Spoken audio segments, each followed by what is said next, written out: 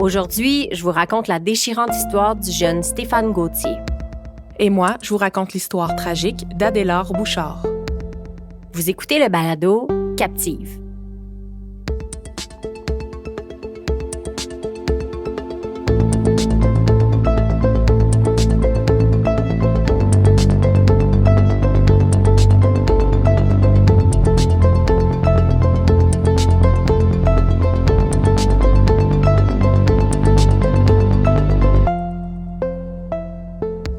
Annie, tu le sais, depuis 4 ans chez Captive, autant pour toi que pour moi, il y a toujours eu un sujet extrêmement sensible qu'on a jusqu'à maintenant pas mal évité, Oui. Celui des violences faites sur les enfants.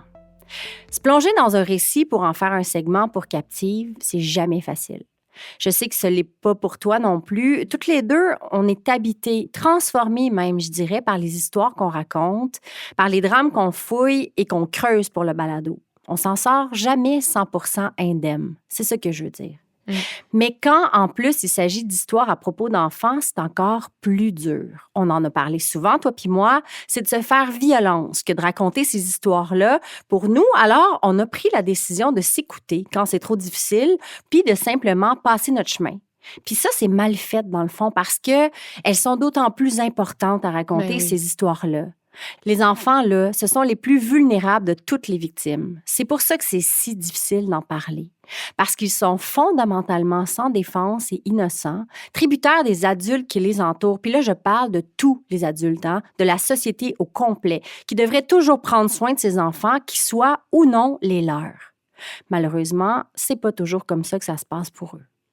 Aujourd'hui, je vais faire une entorse à ma règle et vous partager l'histoire d'un garçon jamais oublié par une grande sœur qui, plus de 40 ans après qu'on lui ait fauché son petit frère, est venu me demander de faire rayonner la courte vie, puis la fin tragique de celui qu'on n'a pas assez souvent nommé. Aujourd'hui, je vous raconte l'histoire déchirante du petit Stéphane Gauthier. Pour te dire la vérité, Annie, la première fois que j'ai vu Stéphane Gauthier, il était sur une publication dans notre groupe Facebook Crimes réels et faits étranges au Québec.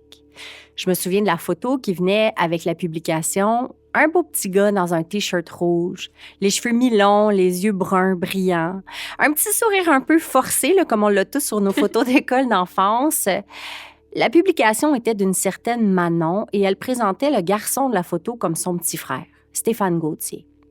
Sans donner tous les détails, elle affirmait qu'il était le premier d'une série de meurtres et kidnappings d'enfants à Montréal au début des années 80, dont l'infâme histoire des enfants de novembre 84, où Sébastien Métivier a disparu et où Wilton Lubin et Maurice Vien sont retrouvés morts. Je vais être 100% honnête avec toi, Annie. Là.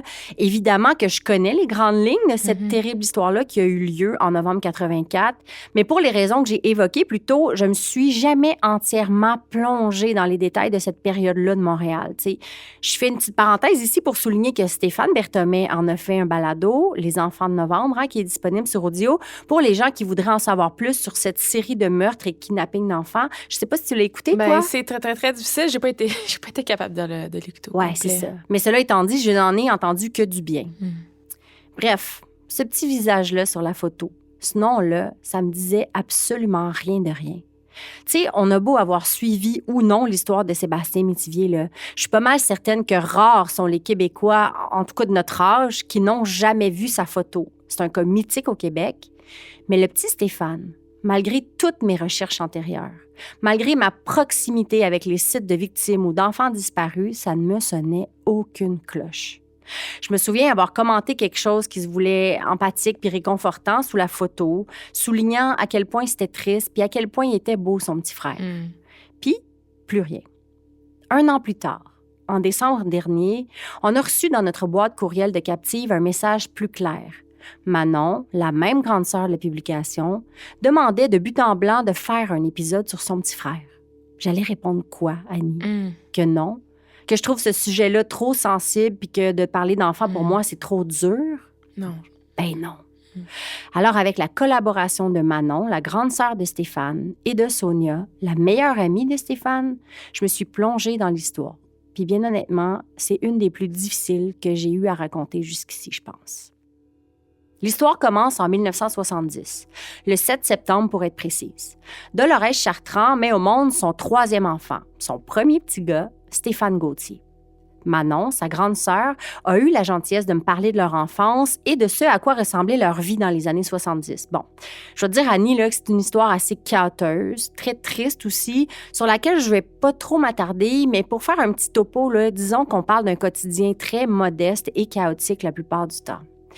Dolores, la mère de Stéphane, aura au total 4 enfants de 4 pères différents. Stéphane est l'avant-dernier, né d'un père qui fut d'un très, très bref passage dans sa vie là, et duquel il n'aura jamais plus de nouvelles. Élevé par sa mère, donc, une femme que Manon qualifie de très gentille, mais qui a elle-même eu une enfance très difficile, puis qui est dotée d'une intelligence émotive limitée, disons-le comme ça. En d'autres termes, peut-être pas toujours apte à s'occuper d'une grande fratrie. À tel point qu'au début des années 80, il ne restera que Stéphane avec elle, ses 3 autres enfants ayant été soit placés en famille d'accueil par la DPJ, soit rapatriés par la famille des pères respectifs. C'est triste, hein? Oui, c'est triste. Pourtant, Manon m'assure que son petit frère était un garçon joyeux, résilient, avec un tempérament extraordinaire, toujours gentil avec les autres, toujours prêt à aider. Malgré son jeune âge, Stéphane avait déjà connu toutes sortes de vies. Il avait changé 6 ou 7 fois d'école, il avait connu nombre d'appartements, de maisons, ou même de villes et de villages.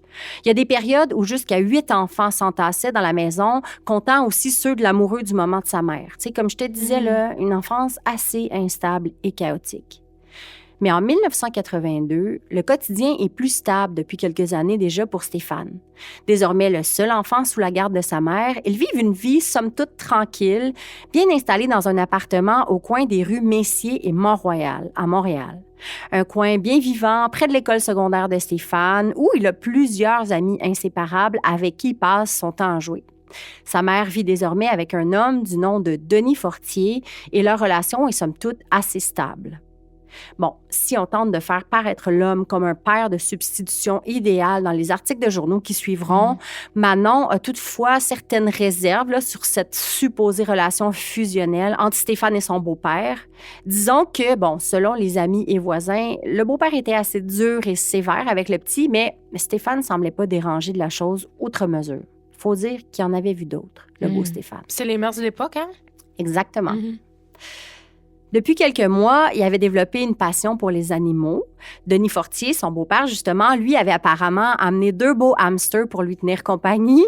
Quelques mois plus tard, ils étaient maintenant plus d'une vingtaine de petites bestioles à poil. Non. Dans la dizaine de cages que Stéphane s'était procuré. Il en prenait soin de ses petites bêtes minutieusement et espérait maintenant devenir vétérinaire. Quand il n'était pas à l'école ou affairé devant ses cages, Stéphane jouait dehors avec son voisin, le petit François, qui habitait aussi sur la rue Messier. Les 2 garçons étaient plus souvent qu'autrement accompagnés de la petite sœur de François et de Sonia, à qui, je te le rappelle, Annie, j'ai parlé pour fabriquer cet épisode-là. Tous les 4 formaient une petite bande quasi inséparable. C'est d'ailleurs avec eux que Stéphane passe son mardi 21 décembre 1982. Ce jour-là, les 4 enfants jouent dehors, heureux de profiter du début du congé des fêtes. Ils attendent patiemment l'heure du souper où la mère de François les attend tous les 4 pour un petit repas festif de Noël, préparé juste pour eux, les inséparables. Sonia me racontait que l'appartement de François était un peu comme un refuge pour elle et Stéphane, qui étaient tous les 2 un peu plus laissés à eux-mêmes, disons. La mère de François s'occupait toujours d'eux avec beaucoup de douceur et d'empathie, sachant probablement que ça manquait dans leurs familles respectives. Vers la fin de l'après-midi, la gentille dame, la mère de François, demande aux 2 garçons de lui rendre un petit service. Elle aurait besoin qu'ils partent chercher quelques cadeaux manquants au magasin Distribution aux consommateurs, situé au coin des rues Molson et Masson, à une vingtaine de minutes à pied de là. Toujours partant pour rendre service, Stéphane et François partent vers le commerce. 1 heure plus tard, autour de l'heure du souper, les 2 garçons reviennent. Sonia était déjà dans l'appartement du 3e étage avec la sœur de François à ce moment-là. Elle se rappelle du vacarme que les petits gars ont fait en montant les marches en rentrant, comme s'ils étaient vraiment énervés ou vraiment pressés.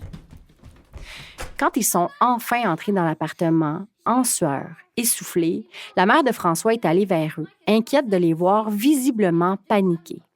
Les deux petits gars expliquent avoir été suivis sur le chemin du retour parce qu'ils pensent être un taxi brun. Voyons. Oui.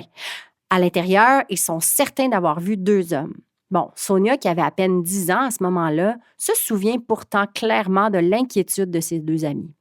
Elle se souvient aussi que la mère de François avait longuement essayé de décortiquer avec eux de quelle marque de voiture il s'agissait, de quoi avaient l'air les hommes. Elle a même essayé de comprendre de quelle compagnie de taxi il pouvait bien s'agir, mais François et Stéphane, là, qui, on ne l'oublie pas, Annie, n'avaient que 10 et 12 ans, n'ont pas été en mesure de répondre à toutes ces questions-là. Bientôt, on abandonne le sujet et on passe à table, de meilleure humeur et surtout affamé. Vers 19h30, le téléphone sonne chez François. Au bout du fil, Dolores, la mère de Stéphane. Elle discute un petit moment avec la mère de François. Sonia se souvient même du ton qui monte légèrement entre les deux femmes, elle qui peut voir que la mère de François est contrariée. La femme finit par accrocher et informe Stéphane qu'il devra aller rejoindre sa mère. Non pas juste en face, chez lui, mais pas mal plus loin, à une trentaine de minutes de marche de là, au coin des rues Rachel et Saint-Hubert, chez des amis. Mon Dieu, c'est loin quand même. Il y a ce soir-là une petite fête chez les amis de sa mère et cette dernière insiste pour que le petit vienne faire un tour. Bon, Sonia va m'expliquer qu'avec le recul, elle a compris pourquoi la mère de François était contrariée au téléphone. Il faisait très froid ce soir-là, Annie. Et un 21 décembre, au Québec, tu sais comme moi, il fait noir très tôt. La mère de François était pas à l'aise de laisser partir son petit voisin pour marcher 30 minutes dans le noir puis dans le froid alors qu'il habitait juste en face. Ben oui, puis il y a eu l'épisode du taxi, il me semble, juste avant. Ben oui, exactement. La mère de François aurait plutôt offert à Dolores de garder Stéphane à coucher ou de le faire traverser simplement quand il serait de retour, mais Dolores aurait insisté pour que son fils vienne la rejoindre à la fête. C'est à tout le moins la version de Sonia qui dit se souvenir très nettement de cette scène-là. Lorsque Manon questionne sa mère sur ce moment précis-là, plus de 40 ans plus tard, Dolores a quant à elle une version un peu différente. Bon, bien que sa mémoire soit légèrement embrouillée, elle croit se souvenir que ce soir-là, en appelant chez François, elle aurait plutôt parlé à son fils et non à la mère de François. Et selon sa version, c'est plutôt Stéphane qui avait vraiment insisté pour venir la rejoindre à la fête. Ah oui? Oui. Bon, néanmoins, Annie, peu importe la version des faits, le résultat demeure le même. Autour de 20h30, le 21 décembre 1982, le petit Stéphane Gauthier s'emmitoufle dans ses vêtements d'hiver pour partir vers la fête où sa mère et son beau-père l'attendent. En temps habituel, le père de François aurait certainement offert à Stéphane de le reconduire, mais comble de malheur, il est absent ce soir-là. Incapable de se faire à l'idée de le laisser marcher, la mère de François donne un peu d'argent à Stéphane pour lui permettre au moins de prendre l'autobus au coin des rues Messier et Mont-Royal. Stéphane l'en remercie et quitte l'appartement de son meilleur ami.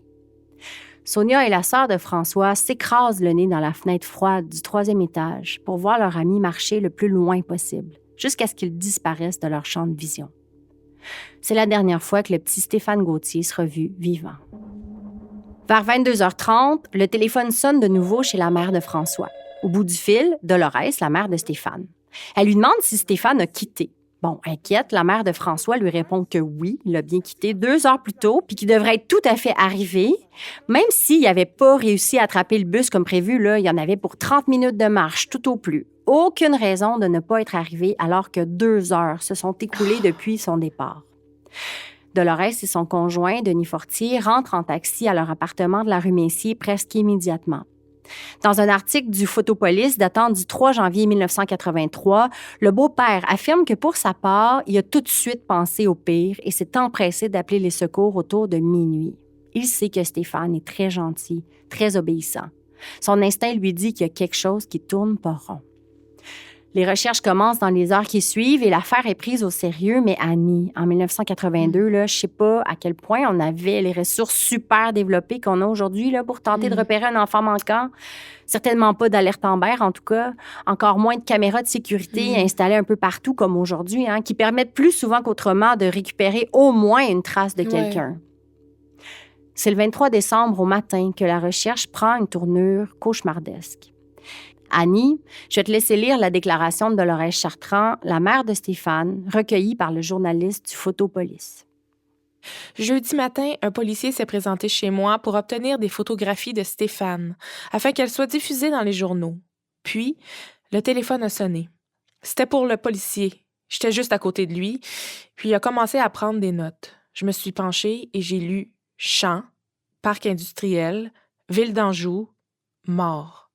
Le policier a raccroché et m'a mis la main sur l'épaule. J'avais tout compris. Je ne sais pas si c'est exactement comme ça que ça s'est passé, Annie. Bon, bien sûr que le journal Photopolis a la réputation d'avoir parfois légèrement déformé les faits, là. Mais une chose est sûre, le fond de l'histoire demeure. 36 heures après sa disparition, le petit Stéphane Gauthier est retrouvé. Attention, un petit avertissement, ce qui suit est terriblement difficile à entendre, je préfère vous en avertir. C'est un passant qui découvre le petit en promenant son chien dans un terrain vague du quartier industriel de Ville d'Anjou. Stéphane est couché sur le ventre, face contre terre. Son corps est entièrement nu, complètement gelé. Autour de son cou, la manche de son chandail de laine est attachée très solidement. Le reste de ses vêtements forme un petit tas sur son dos, comme si on les avait simplement lancés sur lui. Dans les poches de son pantalon, les policiers retrouveront plus tard les sous que la maman de François lui avait laissés pour prendre le bus. Autour de lui, des traces de pneus, mais aucune trace de pas. Visiblement, le ou les meurtriers n'ont même pas pris la peine de sortir de la voiture pour éjecter Stéphane. Il a simplement été lâchement poussé hors du véhicule. Sur le rapport provisoire du coroner, produit quelques semaines plus tard, la pathologiste Teresa Sourour écrira « Décès attribuable à une pression forte maintenue sur les structures vitales du cou par strangulation au lien. NB, on note sur le corps des traces évidentes de traumatisme à la région anale. » J'irai pas plus loin dans la description de cette découverte cauchemardesque-là, Annie, mais bon, évidemment que c'est l'onde de choc sur la rue Messier. Pour les parents de Stéphane, oui, mais pour les amis et les voisins aussi. Bon, j'aimerais te dire que ce fut l'onde de choc pour la province au complet, parce que c'est ce que ça aurait dû faire. Et pourtant, rien. Silence radio. La disparition puis la mort de Stéphane Gauthier sont passées complètement sous le radar. Je n'ai pratiquement rien trouvé dans les archives des médias traditionnels à ce moment-là qui faisaient état de soit la disparition, soit la mort du petit. Seuls les articles de journaux de Allopolis ou de Photopolis rapportent la tragédie de façon plutôt graphique et sensationnelle. Ouais. Mais au moins, en parle. C'est d'ailleurs Manon qui m'a fourni les photos d'archives, elle qui a tout gardé de ces journaux-là. Mais tu peux voir à quel point c'est problématique, Annie. Oui. Un petit gars de 12 ans, kidnappé, tué, abandonné dans un terrain vague à 13 km de chez lui, et nulle part on rapporte cette tragédie. Dans le fond, il n'y a aucun appel à l'action, aucun appel à la population pour retrouver des indices de quoi que ce soit. Ils font juste montrer les photos pour montrer les photos puis parler du drame. Oui, exactement. C'est épouvantable. Oui. Et pourquoi, c'est la grande question, comme d'habitude. J'en ai parlé avec Manon. Elle explique ce silence médiatique de deux façons. Bon, premièrement, l'entourage. Tu le sais, Annie, on en a parlé. Dolores et Denis n'étaient pas ce qu'on s'imagine quand on parle de parentalité bienveillante, ni dotés de très grandes capacités émotionnelles. Bon, loin de moi l'idée de diminuer ou de banaliser l'amour qu'ils portaient à Stéphane. Jamais de la vie. Mais ils n'avaient probablement ni les ressources, ni l'éducation, ni l'entourage pour les aider à faire le grand tapage qu'il aurait fallu faire pour attirer les médias conventionnels ou même mettre la pression qu'ils auraient dû mettre sur l'enquête policière qui fut très, très brève et plutôt désengagée, au dire de Manon. L'autre motif probable du silence médiatique sur l'histoire du petit Stéphane Gauthier, c'est Noël. L'approche des fêtes, la frénésie du magasinage de dernière minute, le désir pour les médias de peut-être miser moins sur le drame humain et plus sur l'espoir, là, je sais pas trop. Là. Je pense tout haut, mais est-ce que c'est plausible de s'imaginer que la couverture médiatique de l'affaire du petit Gauthier aurait été différente si le drame était arrivé à un autre moment dans l'année? Bon, c'est dur à dire, mais reste que le résultat est le même. Stéphane Gauthier s'est fait kidnapper et tuer dans l'indifférence la plus totale. Ou presque.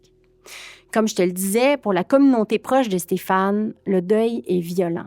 On est atterri pour le si gentil petit garçon de la rue Messier. Toujours souriant, toujours serviable. Sa meilleure amie, Sonia, me racontait qu'il y avait beaucoup de colère sur la rue aussi. On était en colère contre le ou les agresseurs, certes, mais en colère aussi contre les parents de Stéphane.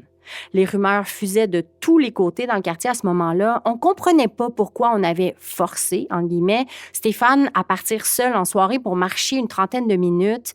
On a pointé le beau-père, aussi, se convainquant à mi-mot qu'il était certainement le coupable. Bref, personne qui connaissait Stéphane de près ou de loin dans le quartier n'est sorti indemne de cette histoire-là. Manon me racontait que ses funérailles ont duré 3 jours, comme c'était l'usage à l'époque, et qu'il fut ensuite enterré au cimetière de l'Est à Montréal, qu'on appelle maintenant le cimetière Saint-François d'Assise. Dans les médias de l'époque, on parle aussi très peu de l'enquête policière, sinon que les traces de voiture autour du corps auraient démontré que le conducteur s'était enlisé solidement avant de réussir à se déprendre. Honnêtement, Annie, là, j'ai comme eu un petit moment de pure satisfaction en m'imaginant la panique de ce meurtrier lâche pris dans la neige à quelques mètres du petit corps de sa victime.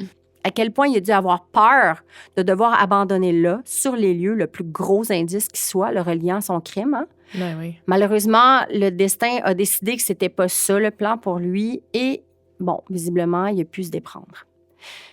Comme je te disais plus tôt, l'enquête semble avoir été assez vite abandonnée et selon ce que Manon a appris au fil des années de la bouche de sa mère, les policiers n'ont à ce moment-là plus jamais donné suite au dossier, littéralement. Franchement. Manon, elle avait 15 ans quand son petit frère est disparu, tu sais. Elle habitait plus avec lui depuis quelques années déjà, mais elle était encore très proche de lui. Elle a été extrêmement atterrée lorsque tout ça est arrivé, dévastée même. Et c'est elle, une dizaine d'années plus tard, autour de 25 ans, qui va faire des pieds et des mains pour relancer l'enquête et rappeler aux policiers l'existence de son petit frère. À l'époque, semble qu'elle n'ait pas été prise très au sérieux et qu'on ait relayé aux oubliettes le dossier du petit Stéphane. Mais Manon ne va jamais lâcher prise. Elle va continuer de talonner les policiers, puis les médias, puis les podcasteurs. Encore maintenant, plus de 40 ans après le drame. Et Annie, Manon ne fait pas tout ça pour rien. Grande victoire s'il y en a une. Ce que je t'ai pas encore dit, c'est qu'il y a de l'échantillon d'ADN au dossier de Stéphane Gauthier. Ah, il y a quelqu'un, quelque part, qui a la chienne, Michel. Oh que oui. Puis bien que l'enquête semble avoir eu quelques lacunes dans son exécution, là, il y a vraisemblablement quelqu'un qui a bien fait sa job de ce côté-là parce que de la preuve biologique, il y en a et qu'elle a été préservée. Qu'est-ce que ça veut dire, ça, en d'autres termes? Ça veut dire, Annie, qu'il y a une véritable chance pour que ce meurtre crapuleux soit résolu, une réelle chance pour qu'on retrouve qui a fait ça et qu'il paye pour son crime. Bon, s'il est toujours vivant, évidemment, mais à tout le moins qu'on puisse identifier le tueur et d'autres victimes aussi, peut-être par la suite. Parce qu'Annie, comme le souligne Manon, là, en toi puis moi, c'est quoi les chances que Stéphane Gauthier ait été la seule victime de cet agresseur? Tu sais, habituellement, il y a une gradation dans la dangerosité et dans les gestes commis par les délinquants. C'est très rare qu'un individu va commencer directement par le meurtre puis qu'il va s'arrêter là. Est-ce qu'il est plausible de penser que cette personne a laissé derrière lui une horde de victimes avant Stéphane? Puis, absolument. Est-ce qu'on peut se questionner à savoir s'il y a un lien avec l'histoire des enfants de novembre? Écoute, c'est pratiquement à la même période. On peut absolument se questionner là-dessus aussi. C'est fou. T'as complètement raison. Puis tu sais ce qu'il y a de magnifique dans cette histoire-là? C'est que sans le savoir, chacune de leur côté, Manon, la grande sœur de Stéphane, et Sonia, sa meilleure amie de l'époque, ont toutes les deux contacté Meurtres et disparitions irrésolues du Québec pour faire avancer le dossier. Oui, sans le savoir, ces 2 femmes merveilleuses et bienveillantes, elles qui n'étaient encore que des enfants quand on leur a fauché l'un des leurs, veillaient encore, plus de 40 ans plus tard, sur le petit Stéphane que tout le monde semblait avoir oublié. C'est l'organisme qui les a ensuite mis en contact pour qu'elles puissent échanger souvenirs et informations sur le dossier de Stéphane. C'est beau, hein? Ah oui, c'est beau. Et tout le monde, ensemble, ils ont décidé que Stéphane avait assez attendu pour qu'on parle de lui, pour qu'on s'occupe de lui et qu'on rattrape le temps perdu. De concert, Meurtres et disparitions irrésolues du Québec, la détective privée Annie Richard, la section des cold cases du SPVM, les médias, entre autres Cube et le Journal de Montréal, et maintenant les balados, tous se sont arrangés pour que l'histoire de Stéphane circule à la demande des 2 femmes, pour que la pression monte peut-être d'un cran chez certaines personnes qui savent des choses, pour que les cold cases du SPVM mettent un peu plus d'efforts sur ce dossier-là, tout à fait résoluble. Annie, tu sais, tous les miracles que l'ADN peut maintenant faire, plus que jamais avec la généalogie génétique, entre autres. On a de nombreux exemples que ça fonctionne. Oui. On a résolu plusieurs cas anciens dernièrement. On pense à Guylaine Potvin, à Sharon Pryor. On est plus du tout dans la fiction, là. On sait que c'est possible et que ça fonctionne. Dans un long article de la CBC sur la généalogie génétique d'investigation, on rapporte que suite à une subvention octroyée à l'OPP, le pendant de la SQ chez nous, ils ont pu résoudre 21 cas jusqu'à maintenant à l'aide de cette technique et que 12 autres sont en attente de résultats pour être potentiellement résolus. C'est beaucoup! C'est incroyable. C'est jouissif. Vraiment. Bon, comment ça fonctionne exactement? C'est assez simple, hein? Il s'agit de trouver une parenté de l'ADN du suspect qu'on détient dans un dossier en comparant dans les immenses banques de données qui existent maintenant, vu les tests qu'on fait à la maison pour connaître ses origines. Bon, une fois qu'une parenté est trouvée, on fait simplement l'arbre généalogique, hein? Et on remonte en étudiant les branches, les noms qu'on y retrouve, en enquêtant les nouveaux indices que ça peut amener. Bon, tu sais, en d'autres termes, ça donne un tout nouveau tableau avec de tout nouveaux potentiels suspects à vérifier. Il y a plusieurs autres nouvelles techniques fascinantes avec l'ADN, comme le phénotyping, qui prédit un portrait physique du suspect en se basant uniquement sur les données génétiques du profil. C'est assez peu répandu encore, mais toujours dans cet excellent dossier de la CBC, on apprend que l'exercice a été mené ici dans le cas de Catherine Daviau. Oui, cette jeune femme assassinée dans son appartement de Montréal, où l'agresseur a ensuite mis le feu. Hein? Oui. On a tenté de reproduire un portrait du visage du meurtrier en utilisant l'ADN au dossier pour le montrer à l'entourage proche de Catherine, voir si quelqu'un ne reconnaîtrait pas l'homme. Ah, mais c'est donc bien spécial! Vraiment, c'est incroyable. Bon, dans ce cas-ci, ce fut pas un succès, mais c'est tellement intéressant. Bref, il y a de quoi espérer avec l'échantillon d'ADN dans le dossier de Stéphane. On rapporte d'ailleurs qu'il a été comparé à quelques reprises déjà à certains profils de criminels ou de pédophiles notoires sans succès. Mais outre les comparaisons, plusieurs autres avenues sont possibles.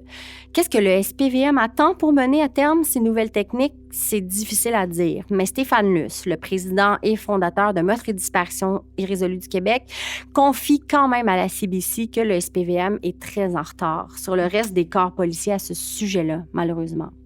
Il y a aussi, Annie, la fameuse question des budgets, hein, on le sait. L'argent, c'est souvent le problème. Un test ADN coûterait entre 7 000 et 10 000 $ selon le même article de la CBC. Donc, il faut que les fonds soient disponibles. C'est facile d'imaginer qu'il y a des gros choix à faire là, quand l'argent est limité. Cela dit, dans le cas de Stéphane, les astres sont alignés parce que non seulement il y a de l'ADN au dossier, mais Annie, il y a aussi des suspects. Des suspects qui ont fini par émerger des heures et des heures d'enquête faites par Annie Richard et par Meurtres et disparitions irrésolues du Québec. Ils ont monté ensemble un dossier étoffé, absolument impressionnant, avec des noms, des adresses, des pédophiles avérés du périmètre et même certains propriétaires de taxis ou de voitures brunes. Est-ce que le coupable est celui qui aurait suivi les deux jeunes sur le chemin du retour alors qu'ils étaient allés faire les courses le 21 décembre 82? Mais je te rappelle que là, il y avait toujours ces petits sous de taxi dans sa poche. Il s'est pas rendu au coin de rue, Michel. Non, c'est ça. Est-ce que cette fameuse voiture-là l'attendait? Est-ce qu'on peut même s'imaginer que cette voiture-là connaissait bien les petits? Peut-être. Qui savaient que Stéphane allait finir par sortir de chez lui pour traverser la rue? C'est dur à dire. Ouais. Mais c'est la première fois que je suis presque certaine de pouvoir vous revenir un de ces jours avec une avancée dans le dossier. Tout est là. Stéphane Gauthier mérite qu'on tire sur les ficelles qui dépassent puis qu'on donne un dernier effort pour rassembler le portrait de son tueur. En attendant, moi, je sais que je serai chavirée par ce petit gars-là pour le restant de mes jours. Stéphane Gauthier va rester gravé dans mon cerveau, dans mon cœur, et j'espère que dans les vôtres aussi. On ne devrait jamais avoir à dire adieu à un enfant de cette façon-là, bien évidemment. Mais encore moins dans la plus totale ignorance, indifférence. Comme s'il avait juste jamais existé. À Manon et Sonia, merci de m'avoir confié vos souvenirs précieux de ce petit être que vous aimez tant. Je vous souhaite de trouver des réponses et d'enfin sentir que votre quête est bientôt terminée.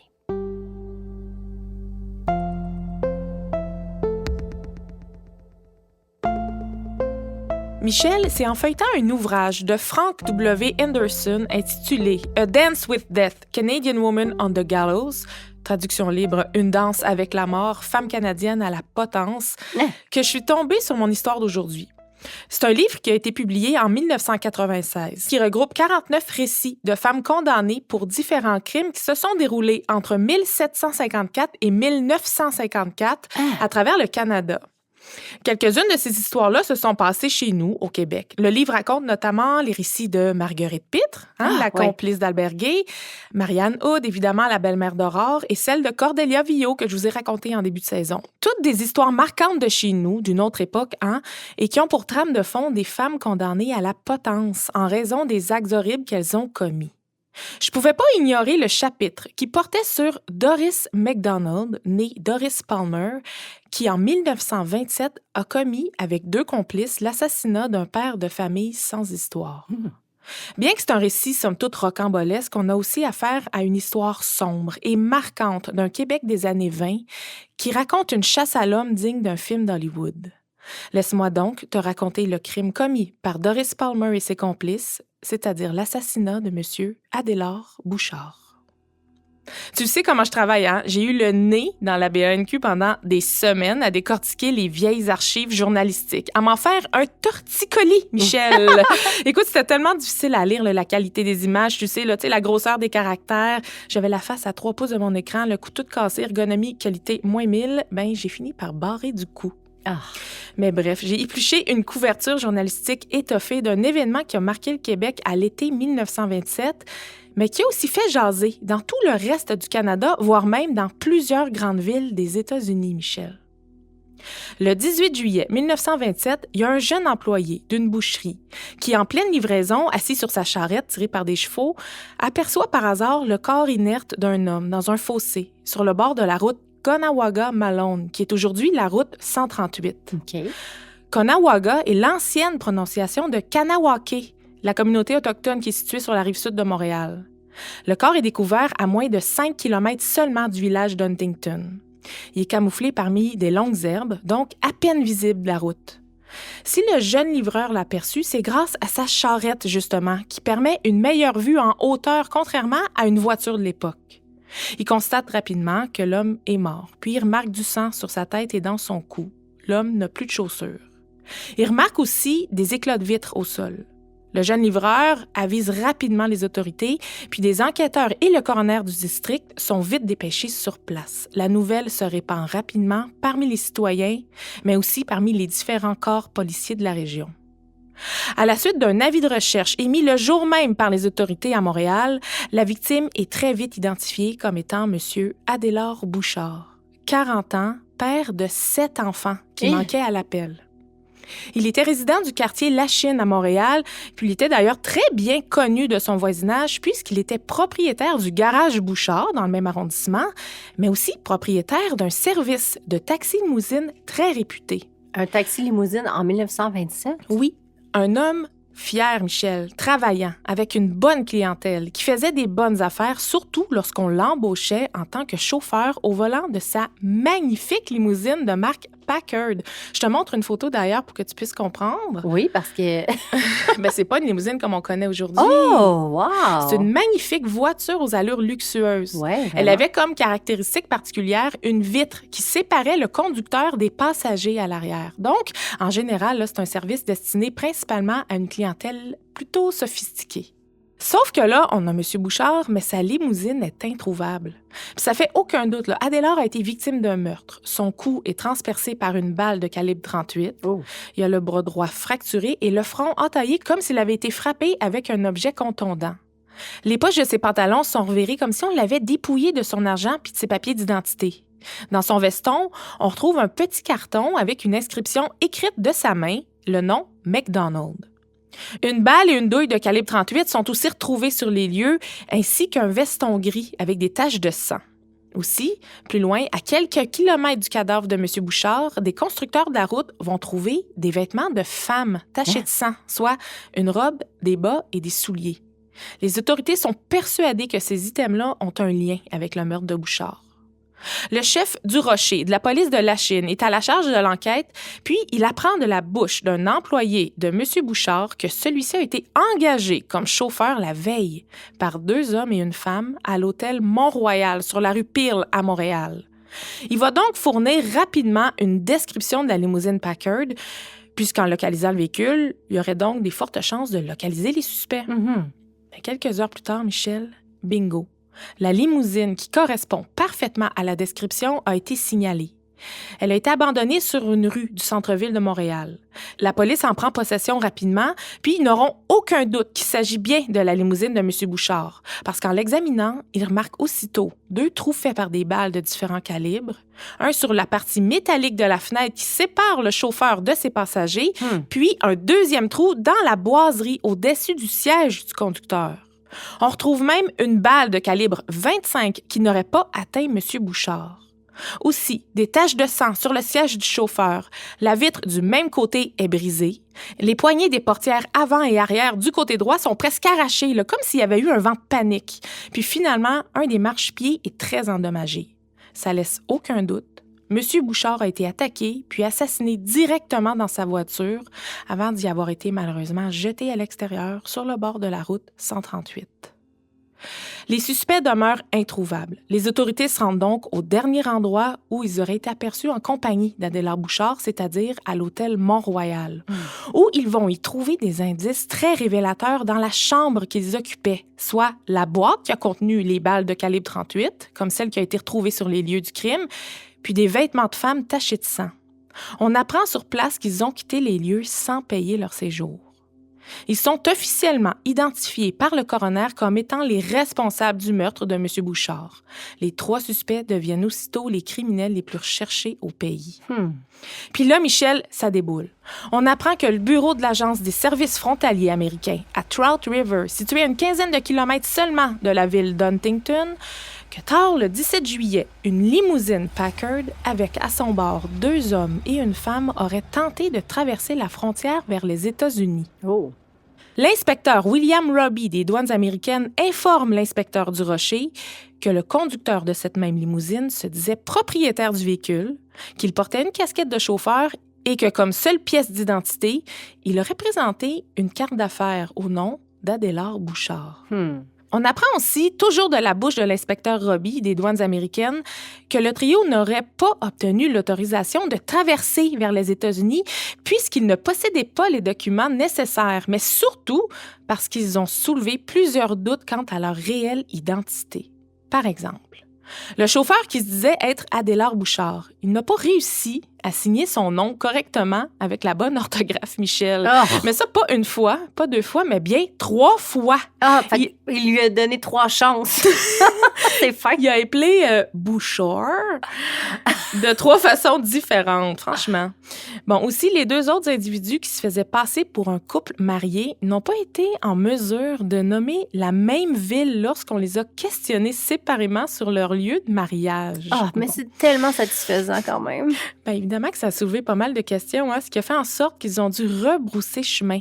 Ce qui expliquerait qu'ils seraient alors retournés à Montréal pour finalement y abandonner la limousine. Mais ça, c'est pas tout, là. Parce qu'en dehors de leurs agissements louches, l'inspecteur Robbie va aussi rapporter que la femme était dévêtue, Michel. En fait, elle était enroulée dans une couverture et qu'outre son jupon, elle n'avait plus de robe, plus de bas et pas de souliers. Est-ce que je peux quand même souligner leur audace d'avoir essayé de traverser ou leur insouciance. d'avoir essayé de traverser les douanes accoutrés comme ça?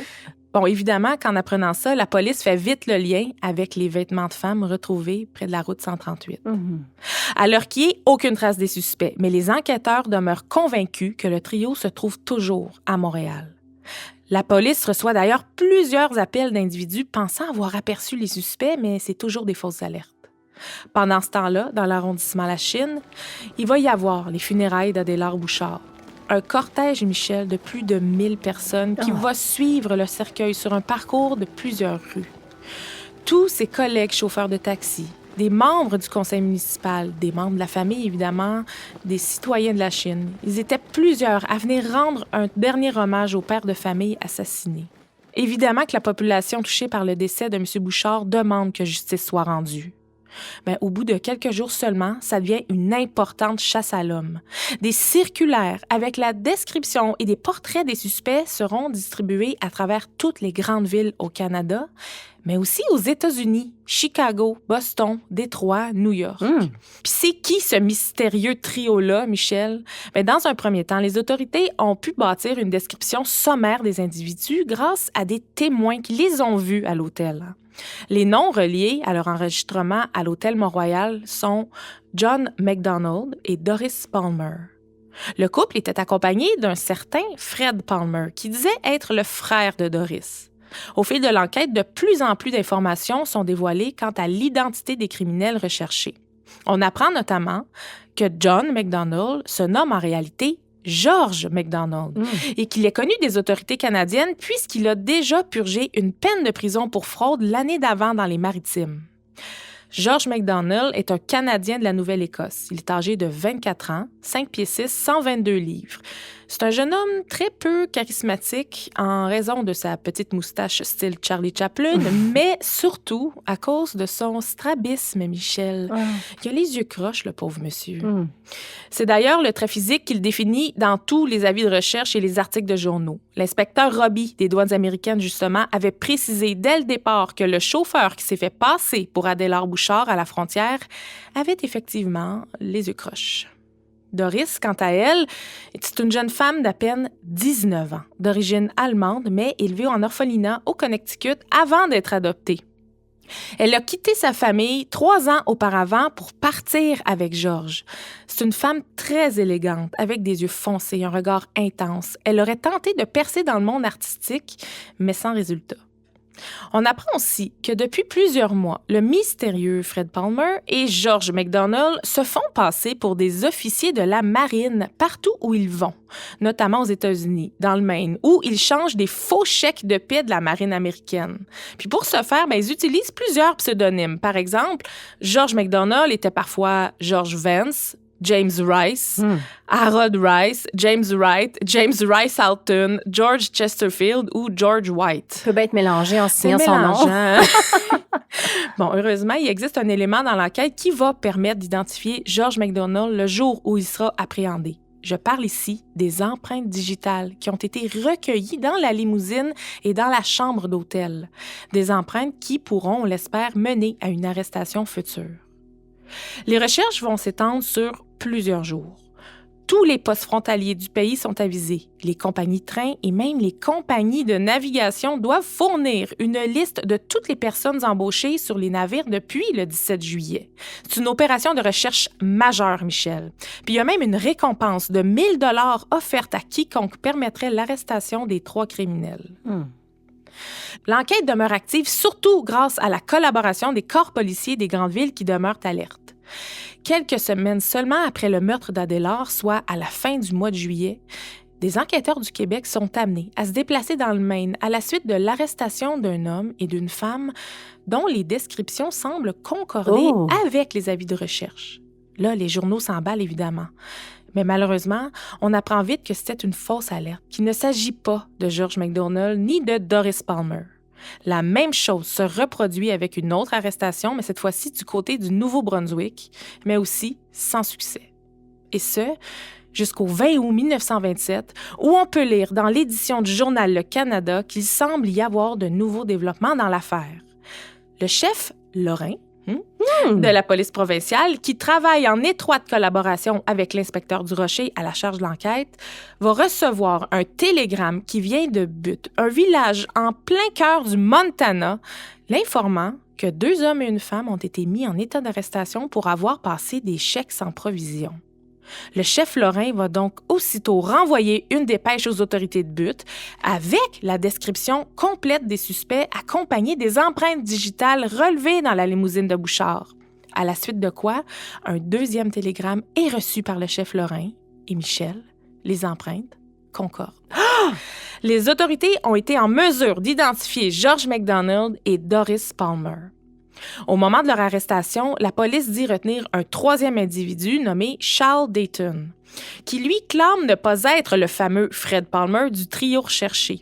Il aurait même un alibi qui prouve qu'il travaillait dans une ferme au Missouri le 17 juillet dernier, jour de l'assassinat d'Adélard Bouchard. De son côté, pendant son interrogatoire auprès de la police de Butte, George McDonald va passer aux aveux en ce qui concerne les faux chèques. Il prétend avoir signé pour 50 000 $ de chèques à Chicago, Saint-Louis, Philadelphie et Newark. Ça équivaut à près d'1 million de dollars aujourd'hui quand même. C'est pas rien. C'était quand même facile, on va se le dire. Ben oui. Les chèques, c'était pas la meilleure idée, là.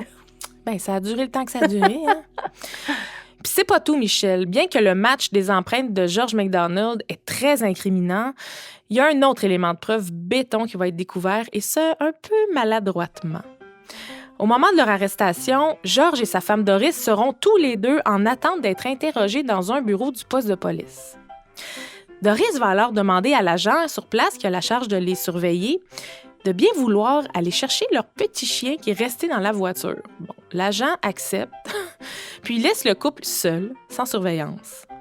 Ils vont alors décider, Michel, de sortir leur arme à feu respective. George, son revolver de calibre 38, et Doris, son tout petit Colt calibre 25, tout juste assez petit pour se glisser dans son sac à main. Ils ont l'idée de les cacher avant que les policiers les découvrent en les dissimulant sous une pile de paperasse sur le dessus d'un classeur. Yes, Dans le poste de police, Michel! Mais c'est pas long que l'inspecteur en service va remarquer, quelques minutes plus tard, un bout de revolver qui dépasse d'une pile de feuilles. Puis rapidement, les deux suspects vont avouer les avoir cachés là. Tabarouette, ça va lourd! C'est lourd. Les armes à feu sont rapidement envoyées au Québec dans le but de déterminer s'il s'agit bien des armes utilisées dans le meurtre de M. Bouchard. C'est le docteur Wilfrid de Rome, directeur du laboratoire médico-légal provincial, qui aura la charge de procéder à l'analyse. Mardi le 30 août 1927, George McDonald et Doris Palmer sont officiellement mis en état d'arrestation pour le meurtre d'Adélard Bouchard commis il y a à peine 1 mois et demi. Mais malgré les éléments incriminants, le couple nie catégoriquement leur implication dans la mort de M. Bouchard. Franchement. Les démarches de l'extradition des prévenus s'entament et s'étendront sur plusieurs semaines, notamment en raison d'un procès en extradition qui aura lieu ici, au Québec, au palais de justice de Valleyfield, où l'analyse des preuves, soit les revolvers puis les empreintes, sont présentées devant un juge. On y convie aussi des témoins qui sont en mesure d'identifier des photos des suspects. C'est ce qui va permettre d'obtenir un mandat d'extradition. Le chef Lorrain de la police provinciale se rend donc lui-même à Denver, au Colorado, où McDonald et Doris Palmer ont été mis en détention depuis leur arrestation. En revanche, le 3e membre du trio recherché, Charles Dayton, qui a été arrêté avec le duo et qui jure ne pas être le fameux Fred Palmer, est quant à lui exclu des démarches d'extradition en raison de son alibi. Le retour des deux accusés vers le Québec se fait en train. Puis c'est finalement le 10 octobre 1927 qu'ils arrivent accompagnés, entre autres, du chef Lorrain à la gare Bonaventure à Montréal. Oh. À 2 reprises, Doris Palmer aurait tenté de s'évader pendant le trajet. Je suis pas étonnée, Annie.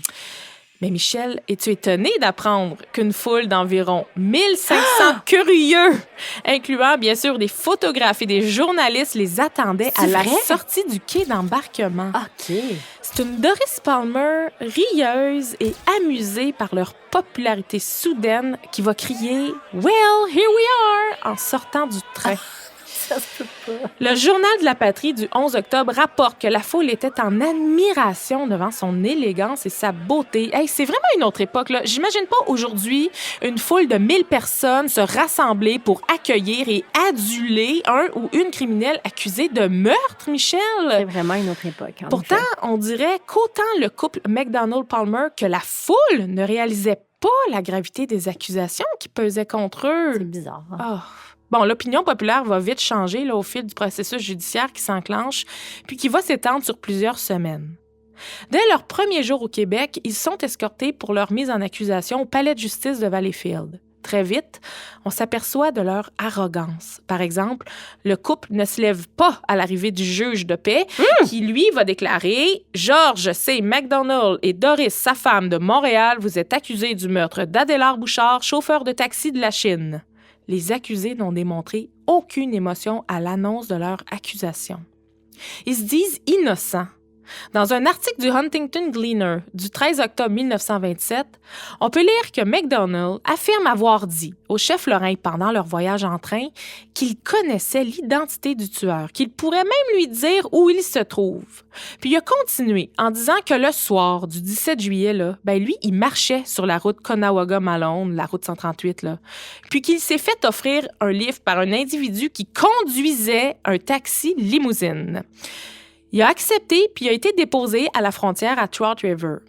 Il prétend que le crime a certainement été commis par ce même individu plus tôt dans la soirée et qu'il n'a rien à voir avec le meurtre. Mm-hmm. Bon, évidemment que ça fait pas vraiment de sens, cette version-là, sachant qu'il y a des éléments de preuve importants contre lui, en plus d'une foule de témoins. Mais bon. L'enquête préliminaire doit d'ailleurs débuter la semaine suivante, le 18 octobre, et ce sera une audience très chargée, puisque la couronne prévoit présenter un échantillonnage de 17 témoins sur un total de 70, Michel. 70? Oui, qui prévoit interroger dans le cadre du procès s'il y a lieu. Au moment de l'audience de l'enquête préliminaire, la couronne tente, entre autres, de démontrer que les deux accusés sont bien les deux clients de l'hôtel Mont-Royal qui ont engagé Adélard Bouchard le 17 juillet pour se faire conduire en limousine vers les États-Unis. Pour ce faire, le premier témoin est l'assistant gérant de l'hôtel, un monsieur McMahon, qui, sans le moindre doute, reconnaît de ses propres yeux les deux accusés comme étant les clients qui se sont enregistrés à l'hôtel le 15 juillet. MacDonald s'est d'ailleurs présenté comme un officier de la marine américaine et prétendait venir de Los Angeles avec sa femme et son collègue, Fred Palmer. MacDonald lui a aussi présenté un chèque de 300 $ afin de le faire changer. Bon, un chèque qui plus tard s'est évidemment avéré être un faux.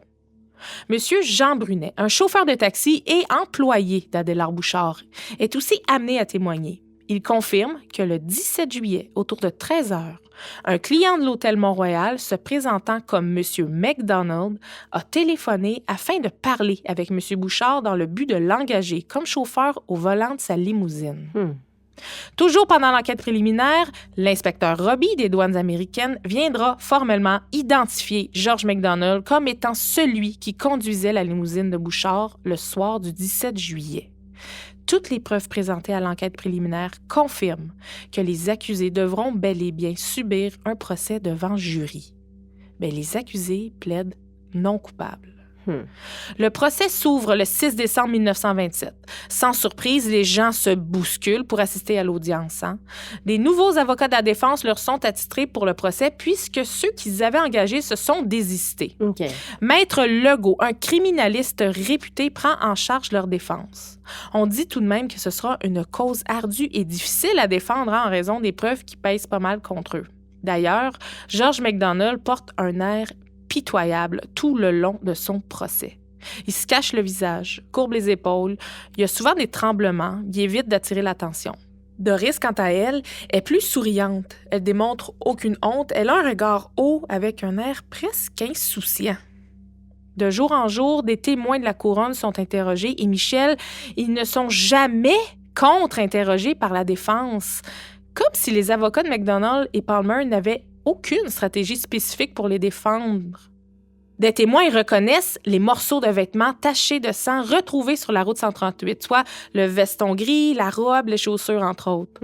Ces témoins rapportent avoir vu le couple MacDonald-Palmer à l'hôtel Mont-Royal vêtu de ces mêmes vêtements le jour du meurtre. L'un des témoins clés est sans contredit le médecin légiste, Rosario Fontaine, qui a procédé dans un premier temps à l'autopsie de M. Bouchard, mais aussi à l'analyse balistique en compagnie du Dr Wilfrid de Rome du laboratoire médico-légal. Tout d'abord, on en apprend un peu plus sur la cause du décès d'Adélard Bouchard. L'homme a été atteint par balle à 2 endroits, soit dans le cou puis au bras, puis les balles se sont logées ensuite dans son omoplate et sous l'aisselle. L'autopsie va dévoiler que M. Bouchard était toujours en vie, Michel, lorsqu'il a été jeté dans le fossé. Plus d'1 litre d'eau et de boue a été retiré de son estomac, confirmant qu'il est mort noyé dans les quelques pouces d'eau qui se trouvaient au fond du fossé. Les 2 balles qui ont atteint M. Bouchard proviennent d'un calibre 38. Mais on se rappelle aussi qu'une douille de calibre 25 a été retrouvée dans la voiture. Ces 3 balles ont été analysées et comparées avec d'autres balles tirées du revolver calibre 38 de George McDonald et du calibre 25 de Doris Palmer. Des microphotographies ont été prises des balles pour ensuite être grossies 300 fois afin de comparer les rayures qui sont en quelque sorte les empreintes de manufacture, mais aussi pour comparer les marques accidentelles laissées par l'usure du canon, donc des traces très, très spécifiques à chaque arme. Le docteur Fontaine conclut de manière absolue que toutes les balles testées portent les mêmes marques et confirme hors de tout doute qu'elles proviennent du calibre 38 de George McDonald et du calibre 25 de Doris Palmer. Le témoignage de l'inspecteur Robbie des douanes américaines se fera encore une fois entendre, cette fois-ci devant le jury. On décortique de plus en plus ce qui s'est passé le soir du 17 juillet 1927. On essaie de comprendre pourquoi Adélard Bouchard a été choisi par ces malfaiteurs. Exact. C'est simple. Parce qu'ils avaient vu son argent, Michel. Ils avaient utilisé déjà les services de M. Bouchard. Ils savaient qu'il portait sur lui une grosse liasse d'argent lors de ses longs déplacements. Ils ont donc recontacté Adélard Bouchard en précisant qu'il souhaitait faire une excursion aux États-Unis. Une belle opportunité de faire un coup d'argent pour Bouchard, pourquoi refuser? Plusieurs témoins affirment avoir vu la limousine avec Bouchard au volant et les 2 hommes et la femme assis à l'arrière, notamment sur le traversier entre la Chine et Conawaga. D'ailleurs, M. Bouchard était très connu des employés sur le traversier puisqu'il l'utilisait régulièrement. Aussi, dans un garage en route vers Huntington, un témoin aurait demandé une direction à M. Bouchard qui était encore au volant. Ce même témoin a reconnu les accusés à l'arrière. Ce serait seulement 6 minutes après avoir parlé à ce dernier témoin que M. Bouchard se serait fait assassiner. Oh, quelle horreur! C'est sur une section isolée de la route 138, tard le soir, qu'ils ont tenté de sortir Bouchard de la voiture en lui faisant croire à une crevaison. Le plan a mal fonctionné. Ils ont fini par tirer sur le pauvre homme directement dans la voiture. En panique, ils se sont débarrassés du corps inerte, ensuite de leurs vêtements tachés de sang, puis ils ont pris la fuite après avoir dérobé l'argent, la montre en or et la casquette de M. Bouchard qui était encore vivant dans le fossé. Par la suite, sur le coup de l'émotion, bien mal préparés, ils ont tenté de passer la frontière. Dans leur maladresse, ils se sont fait voir par bon nombre de témoins. Ils ont même échangé de l'argent canadien dans un petit casse-croûte de Trout River sans se soucier que les taches de sang et de boue sur les billets allaient soulever des soupçons.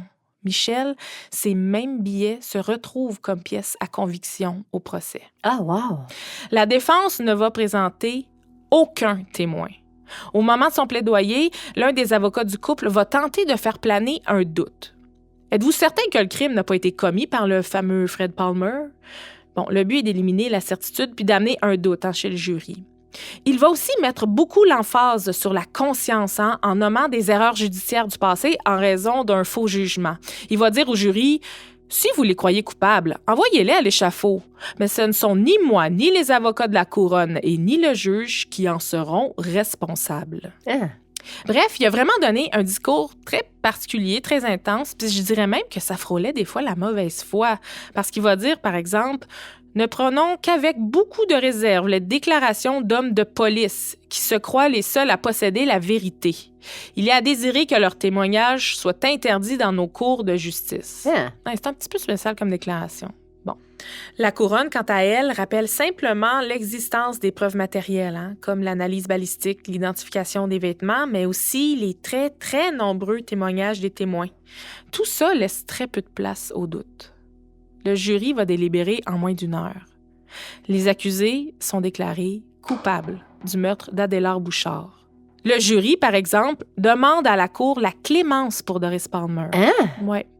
Ensuite, il y a un long silence de mort dans le tribunal quand le juge déclare « George McDonald et Doris Palmer, vous avez été trouvés coupables du meurtre d'Adélard Bouchard. Cette cour vous condamne à être le 23 mars 1928 pendu par le cou jusqu'à ce que la mort s'ensuive. Que Dieu ait pitié de votre âme. » Pendant que George McDonald reste là, crispé et immobile, Doris Palmer laisse sortir un grand gémissement avant de s'évanouir. Étonnamment, Michel, un mouvement de sympathie aux États-Unis va voir le jour dans les semaines qui vont suivre afin de tenter d'obtenir une commutation de la peine de mort pour Doris Palmer. Pourquoi? La presse américaine parle d'un procès injuste. Une pétition mise sur pied par le Chicago's Women's Club compte plus de 20 000 signatures quand même. Hein? Oui. Alors, c'était quand même une histoire très suivie aux États-Unis aussi. Absolument, absolument. Des lettres sont envoyées au gouverneur général et à l'ambassadeur américain à Ottawa. Par-dessus tout ça, George MacDonald va même signer un affidavit devant témoins qui déclare que sa femme n'a aucunement participé au meurtre. Mais là, il y a toujours bien une balle d'elle dans l'auto. Mais oui. Toute cette sympathie-là semble être reliée au fait que Doris Palmer est maman d'un petit garçon de 3 ans, Michel, né d'un premier mariage qui aurait duré seulement 2 jours. En fait, on en apprend un peu plus sur elle. Elle aurait été envoyée à l'autre bout du pays par son père adoptif afin de donner naissance à cet enfant-là dans le secret. Elle aurait fait à ce moment-là la connaissance de MacDonald, puis elle aurait laissé son bébé à sa mère adoptive pour ensuite prendre la route avec George dans le but de devenir une artiste à Hollywood. Ils se sont mariés peu de temps après, puis ils ont pris la direction de Portland dans le Maine. Quelques mois plus tard, en juillet 1927, ils arrivaient à Montréal. Tu sais, je regarde ça, Michel, puis si Doris avait même pas 20 ans à son procès pour meurtre, elle devait être terriblement jeune lorsqu'elle a rencontré par hasard MacDonald à Los Angeles dans un contexte difficile pour elle. C'est vrai. Est-ce qu'elle a été séduite par la liberté que dut lui offrir George MacDonald? Est-ce qu'elle cherchait à tout prix un moyen de fuir sa vie? Peut-être. Peut-être, mais c'est évidemment que des suppositions. Les démarches pour obtenir une commutation de sa peine vont finalement porter fruit quelques jours seulement avant la date prévue de sa pendaison. Sa sentence de mise à mort est alors remplacée par une sentence de prison à vie. Environ au même moment, dans les journaux, on apprend enfin la vraie identité du fameux Fred Palmer, Michel. Il s'agit d'un certain Frank McMullen.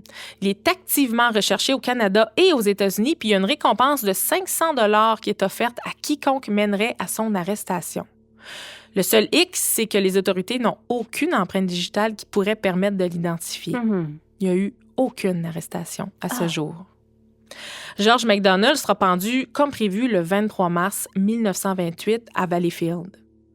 Au moment de monter sur l'échafaud, il a crié « Mère de Dieu, aidez-moi! Mère de Dieu, aidez-moi! » Doris n'a pas assisté à sa pendaison. Ils se sont dit adieu la veille. Il est mort seul au bout de sa corde.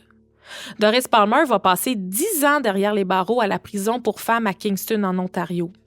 À sa sortie, elle est aussitôt déportée vers les États-Unis, puis son nom ne sera plus jamais mentionné dans nos journaux. On va commémorer bientôt le 100e anniversaire de la mort d'Adélard Bouchard.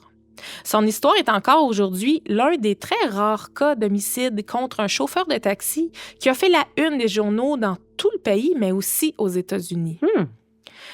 Hier, Michel, sur un coup de tête, puis je te jure que c'est très vrai, j'ai pris ma voiture puis j'ai conduit les 15 kilomètres qui séparent ma maison du cimetière catholique de la Chine, dans l'espoir de peut-être trouver l'endroit où M. Bouchard a été inhumé en juillet 1927. Bon, ça fait presque un siècle, alors je ne m'attendais pas à trouver quelque chose, puis comme de fait, je me suis vite aperçue que c'était comme chercher une aiguille dans une botte de foin. Au bout d'1 heure, je suis repartie, j'étais un peu déçue, mais de toute façon, c'est pas parce que sa sépulture est introuvable que son nom, lui, est oublié. J'espère que grâce à mon segment d'aujourd'hui, des arrière-petits-enfants d'Adélard Bouchard vont reconnaître son récit puis venir nous parler de son histoire, qui a non seulement marqué profondément la mémoire de sa famille, mais aussi celle du Québec en entier. Si vous avez des informations relativement au meurtre de Stéphane Gauthier, contactez Infocrime Montréal de façon anonyme et confidentielle au 514-393-1133. Captive est enregistré au studio Madame Wood à Montréal. Un concept et une réalisation d'Annie Lorrain et Michel Ouellette. Montage et habillage sonore, Vincent Blain. Thème musical, L'Indice.